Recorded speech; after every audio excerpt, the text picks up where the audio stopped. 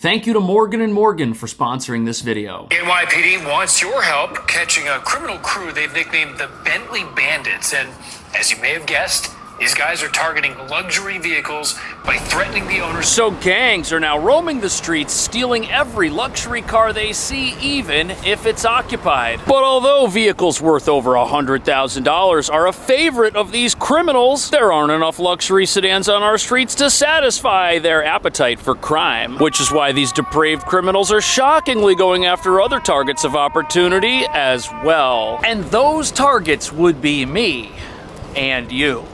On your screen, circled in white, is a $200,000 Bentley. Watch as one guy approaches this high-end ride. He walks up to the driver's side. Tell him to get out of the vehicle. The driver follows orders. Police dubbing this group of robbers the Bentley Bandits.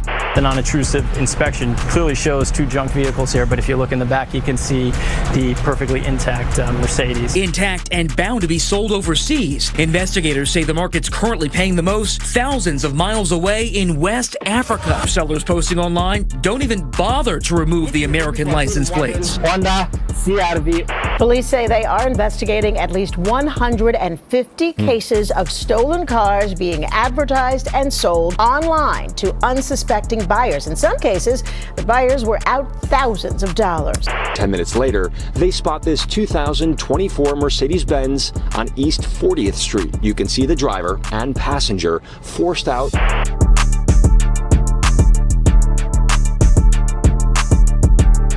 So as car theft rages, the people stealing the cars remain free, plotting their next move. And what nobody running New York wants to admit is that if there's no jail time, our criminals won't think what they're doing is a crime. And to make matters worse, New York City's progressive district attorneys and judges see these professional thugs as victims of an unfair world who will eventually see the error of their ways as long as we give them unlimited second chances. Instead of jail time, which critics say just gives our thieves enough practice stealing cars and robbing people that they get really good at it. Because every time we arrest a criminal and release them, they essentially get a do-over, just like in video games, turning our streets into a real-life version of Grand Theft Auto where gang members and thugs lurk around every corner, looking for high-end cars they can steal and speed off with. Which brings us to the real reason expensive vehicles are vanishing from our streets and nobody seems to be doing anything about it. Nobody running this place cares if New Yorkers get robbed or injured, because the way progressive justice works is that it stops punishing criminals to make up for alleged past wrongful arrests and wrongful prosecutions, all to even some mythical score as New Yorkers suffer from a crime epidemic that's sweeping our streets with no end in sight. And as you're about to see, when these criminals steal a $200,000 luxury car, they don't even care if somebody's inside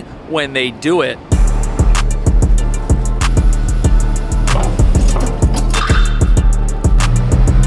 You know, from a car thief's perspective, the streets of Manhattan are lined with gold. There are luxury vehicles parked all over the place out here. But since our city has decided to stop putting people in jail when they do things that are wrong, the owners of these vehicles are exposed to rising levels of danger every time they leave their house and try to drive to work. And these criminals only need seconds to separate you from what might have been your dream car at one point. On your screen, circled in white, is a $200,000 Bentley. The driver inside, unaware of what is about to unfold. Watch as one guy approaches this high-end ride. He walks up to the driver's side. Tell him to get out of the vehicle. The driver follows orders. That is just ridiculous, and our city has reached a point where things are so lawless that anything of value, if it's out in public, could easily become the property of criminals. And this personally bothers me because the lease is almost up on our family car. And although I'm too smart to buy something like this Range Rover, which is just going to be an endless money pit, the idea that I or my wife could be driving around in something that make us a target for criminals is terrifying. I wouldn't buy something this expensive either, nor would I park it on the street, but just the idea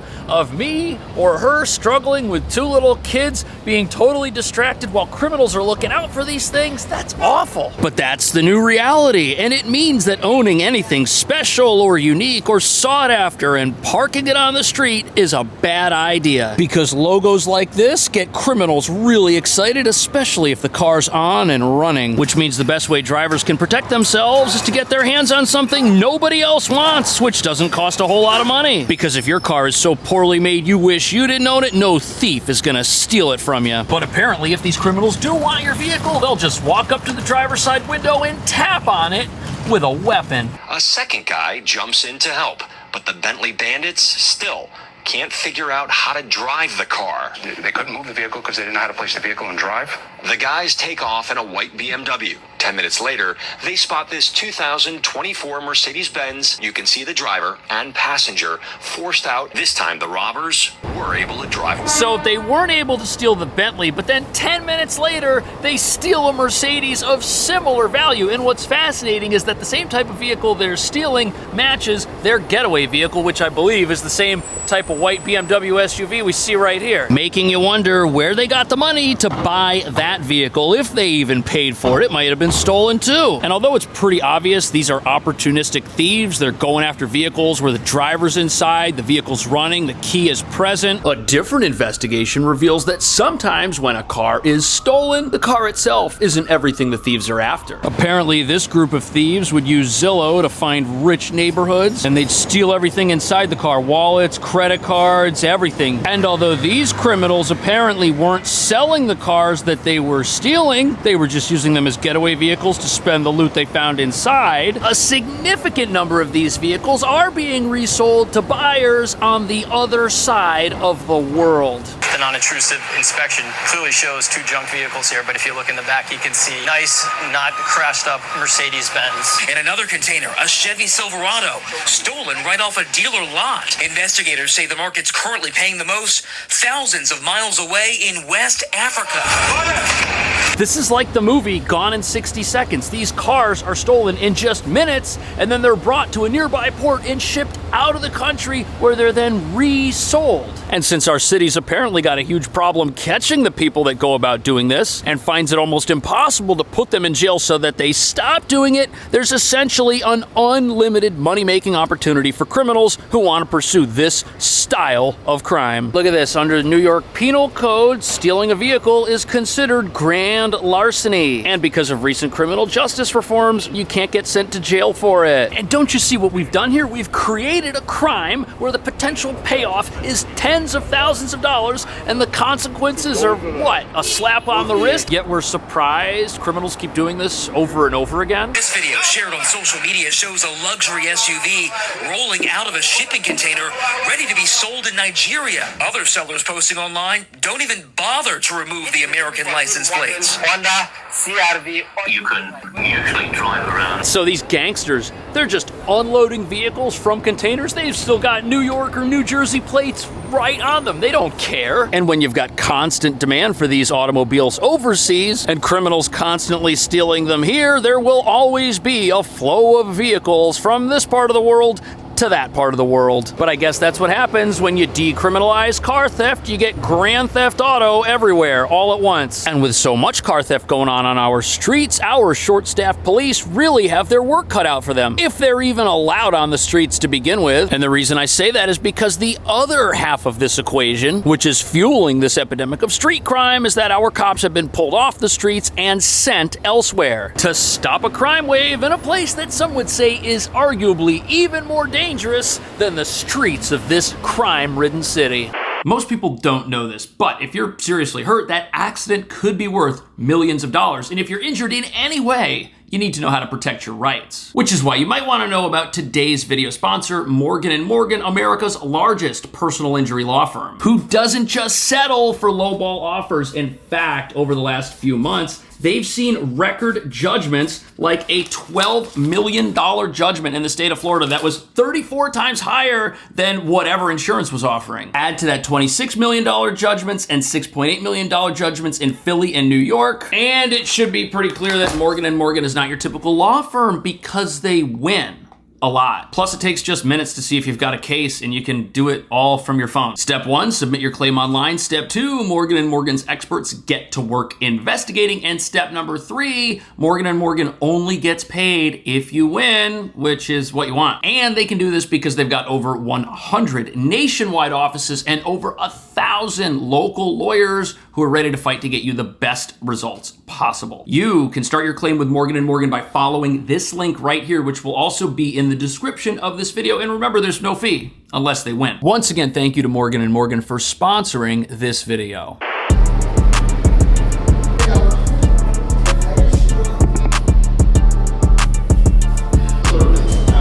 So here we are in the New York City subway, a place that many would say is the most dangerous place you could possibly spend your morning. But because we've dumped all of our police down here to try and stamp out crime in this part of town, our streets are wide open for people like the Bentley Bandits to walk up to drivers, force them out of their vehicles, and make off with hundreds of thousands of dollars in automobile. But the worst part about all of this is that the public safety improvements that have taken place down here in the subway might not even be worth it. And these improvements are so minute that some say they're not even real to begin with. Only Eyewitness News was along for the ride as Jan Lieber toured the system after 9 tonight. That's the time an army of cops fans out into the system. All those extra cops in the system have yielded a staggering 71% increase in arrests just since this time last. So at night, when people with weapons are stealing luxury cars above ground, all of the police that used to be up there are now down here. And although our local leaders are now taking credit for a drop in crime in the subway, all we're talking about is a 15% reduction in overall subway crime, which means if there were 100 crimes taking place on a nightly basis a year ago, that number's down to 85 this year, revealing that there's still a huge problem down here, with more crime taking place in our transit network than most people are comfortable with. And since the increased police presence down here isn't backed up by laws that put people in jail when they do things that are wrong, all that police presence can do is force crime that would have occurred down here to occur somewhere else. Like up on our streets, where people are stealing cars with weapons. But that 15% decrease in crime, riders, they've got some problems with that number. Same. I feel like nothing's changed. Like, if you gotta be street smart. Cops have faced a persistent perception problem, fueled by the small number of random crimes in the system, the stuff of urban riders. They know the truth. They're down here every single day, and they know whether or not it feels safe, and a lot of people, frankly, don't. And what this reveals is that all our public safety initiatives down here are doing is rearranging the deck chairs on the Titanic, so to speak. More law enforcement down here just means less law enforcement everywhere else. And it's not on our leaders' minds whatsoever to hire enough police to keep everybody in our city safe at once. Well, maybe it is on our leaders' minds. It's just proving almost impossible because officers are demoralized. They're leaving the force in droves. Think about it. You become a police officer to make the city a better, safer place. Yet you keep arresting the same car thieves over and over again. People jump the subway turnstiles right in front of you, and the guy you know who just assaulted someone last week just so happens to be roaming the subway as usual this week. And according to this article, we now have the fewest detectives we've had since 2001. These are the guys who'd be out there tracking down these vehicular maniacs stealing luxury cars while the drivers are inside. Those interviewed in this piece say the reason police are leaving is because our city keeps passing laws that make their jobs harder. Go figure. And the worst part about all of this is that by only having enough police to stop crime in one area of town, any improvements there are immediately offset by crime occurring elsewhere, which means none of this police activity is actually making our city any safer. Do you notice more police presence? Some station, not every station.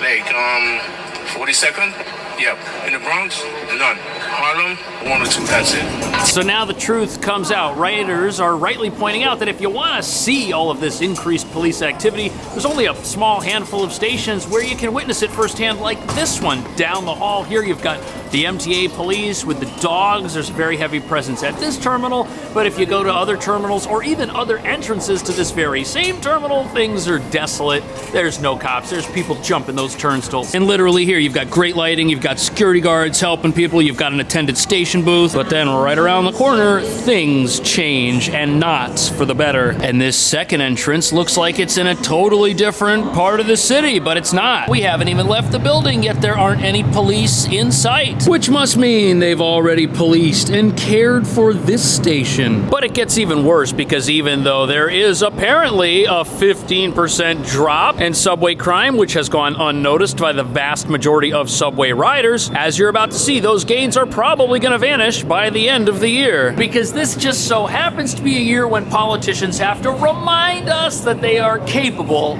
of doing their jobs. I think one of the things that's happening is the political class is waking up to what the city wants, and they're running for office, so they're getting out of the way of the police department, and people who in the past might have been critical of police are now embracing the police. Let's talk about the subways. Can you believe this? Crime has been allowed to surge for the last 3 years, and now that's an election year, something's finally being done about it so that people can say, hey, I brought crime down, things are improving, that's why I need another term. And the same people who've made careers out of defunding our police now all of a sudden want to fund them and stand behind them? We're supposed to believe that? Apparently we are, even though we're all just rats walking through a maze with no safety in it whatsoever, and potential predators lurking around every single corner, not just in our subways, but also up on the streets now when we're driving our vehicles trying to go about our daily lives. Yet now every single person running for mayor says they're ready to get tough on crime, even if it was by their signature that crime in this state got worse. But are more police even the answer? Because we've got laws that invalidate all of the work they do, because people who steal cars and commit other crime